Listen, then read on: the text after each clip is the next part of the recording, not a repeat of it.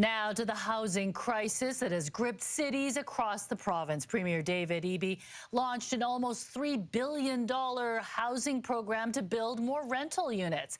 It's the latest in a flurry of measures from the province to ramp up construction. But critics are questioning when we'll see real results. CTV's Rob Buffum reports. It's the province's latest effort to attack the housing crisis. A plan for rental housing on publicly owned land, including land at UVic, geared to middle-income British Columbians. The middle class is struggling in our province.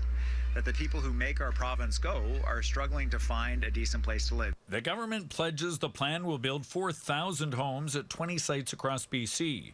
So far, there are only 3 confirmed locations, including one in North Van and another in the Cowichan Valley. The units will be marketed to renters with household incomes between $84,000 and nearly $200,000. At least 20% of the 20 sites will be rented out at 20% less than market rate. Too many families are paying half of their income or more just to cover the rent. The province is providing $950 million in grants and relying on $2 billion in previously announced funds for low-cost financing to entice developers to get the projects built, and claims streamlining red tape will get them constructed in 18 months compared to current timelines up to 5 years.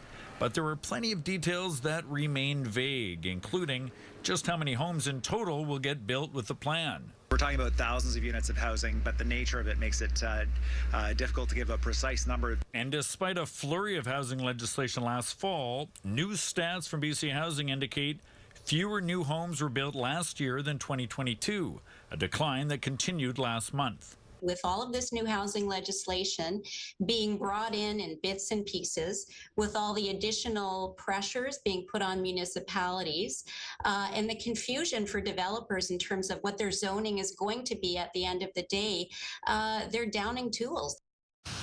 Rob Buffum joins us live now from Victoria. And Rob, today's announcement doesn't bring relief anytime soon. So what do we know about timelines for these new homes?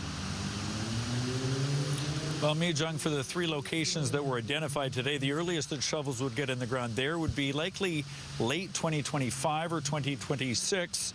Not soon enough for many middle-class professionals, given what we just saw about the declining new starts last year. As for the other locations, part of this 20-site plan, those exact locations were not identified today, although the communities were, and they include places like Langley, Squamish, and Vancouver. Mi-jung. All right, thank you, Rob.